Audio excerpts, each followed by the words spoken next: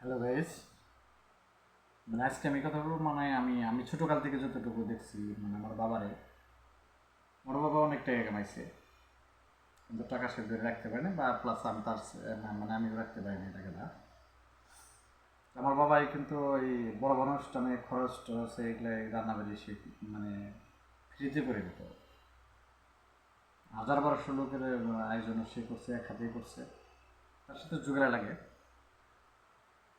তো তখন তার যে একটা মূল্য দেখছি, একটা অনুষ্ঠান হলে 10-12 জন লোক আসতো বাসায়, যে মেকআপ, কেউ মেজবান, কেউ দুলাভাই, কেউ জামাই, এটা কীভাবে কী হয় করা যায়, কোনটা কী লাগবো গো, কলম খাতা নিয়ে সব নিয়ে হাজির, কেমনি কী লাগবো এটা একটু বলেন। আবার বলতো, অনেক সময় আমি লিখে দিতাম বা অনেক সময় ওরা লিখে দিত, আমার একটু বিরক্ত লাগতো, বলতাম ছোটো, আমার খুব বিরক্ত লাগতো, আমি লেখতাম নিতাম ভালো চাইতাম আমি লাগতো। বাবা উঠছে কুর্দি বিদায় করে দাও, করে দিতাম বা ওনারাও করতো। তার যে একটা দাম ছিল, কারণ তারা ছাড়া কেউ কিছু বুঝতো না। সে রান্না করে দিত ফ্রিতে, সে নিত কি অলরেডি একটা গামছা দিত, আত্মসার জন্য গামছাটা বান্ধা থাকতো এই, আর সে খাইতো না, তারে একটু মাংস দিত, এই নিয়ে আইতো, কিন্তু সে টাকা নিত না। আত্মীয় স্বজন বাড়ি বা অন্য অন্য গ্রামে, অন্য অন্য ইউনিয়নে দিত, সে এগুলো করে দিত। তার খুব দাম ছিল। কোনো বিয়ে হলে আগে আমার বাবার কাছে আসতো তারা, এলাকার লোকজন, এলাকার দ্বারা বলছি, আমার বাবার কাছে চলে আসতো।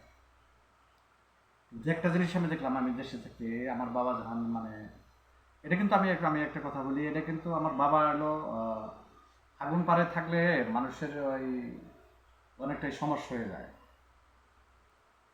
আমার বাবা আসলে আমি রাগারাগি করতাম, আব্বু তুমি এগুলো কি রান্নাবাড়ি করো, তোমার সুস্থ পারবো না, যদি রান্না করবে তো তার পরে ওই দিনকার রাত্রি আর সারা রাত আর ঘুমাবে না, ও ওখানে সমস্যা, অসুস্থভাবে তো সুস্থ দিকে না, তারপরে সে করতো।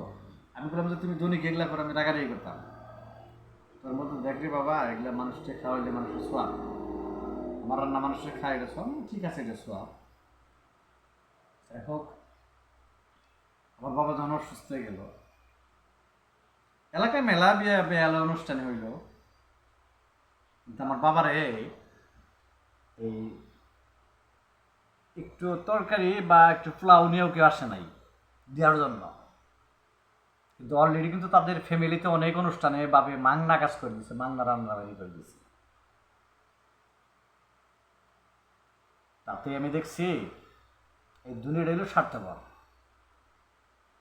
আজকে আপনার এটা কিছু বা একটা আপনার যে উপকার হবে, আপনার পিছে থাকবে লোক, আপনার দ্বারা কেউ উপকার পাবে না, আপনার পিছে কোনো লোক থাকবে না। সেটা আমার বাপটা দিয়ে প্রমাণ।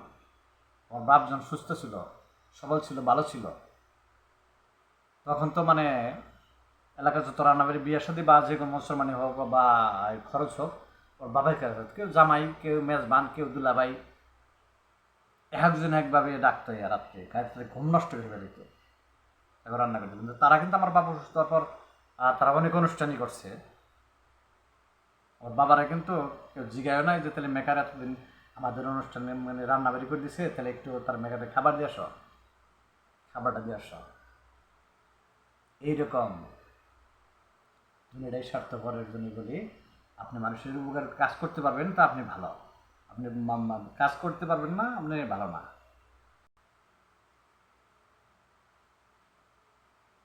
এই হলো দুনিয়া। যখন তাদের রান্নাবাড়ি করে দিয়েছে খুব ভালো ছিল, হাই হাই জামাই, মেজবান, দুলাভাই, অনেক কিছু। আর যখন সে অসুস্থ হয়ে পড়লো, তারে দাওয়াত তো তারা মেলাই করছে। তারপর কিন্তু সে অসুস্থ হওয়ার পর দাওয়াত হয়েছে, কিন্তু তারা হলো অনেক লোকজন বা অন্যান্য লোকদের রান্নাবাড়ি করাইছে, রান্নাবাড়ি করছে। তখন কিন্তু আমার বাবারা একটু তরকারি বা একটু পোলাও কেউ দিতে আসে নাই। এই জন্যই বলি, মানুষের এত উপকার করা ভালো না, আমি বুঝি। খুব আমার বাবা কিন্তু খুব উপকার করছে মানুষের। তার প্রতিদান কি পাইছে? কিছুই পায় নাই। হয়তো উপরালায় যে উপরে উপরে যা হয়তো আল্লাহ পাইলে পাইতে পারে, সেটা পরের ব্যাপার। কিন্তু এই দিনকে দেখছি যারা, তারা অনুষ্ঠান অনেকগুলোই করছে, কিন্তু একটা অনুষ্ঠানে তো তারা এলো খাবারটা পাঠানো হয় তার জন্য, যে আজকে মেকার নাই, আজকে মেকার এনে থাকতে পারে না, মেকার অসুস্থ, অন্য লোকদের রান্নাবাড়ি করাইলাম, তাহলে মেকার এতদিন আমাকে রান্নাবাড়ি করে দিচ্ছে, তাহলে খাবারটা দিয়ে আসি, এটা হয় নাই। যাই হোক, এটাই স্বার্থপর। সবাই ভালো থেকে।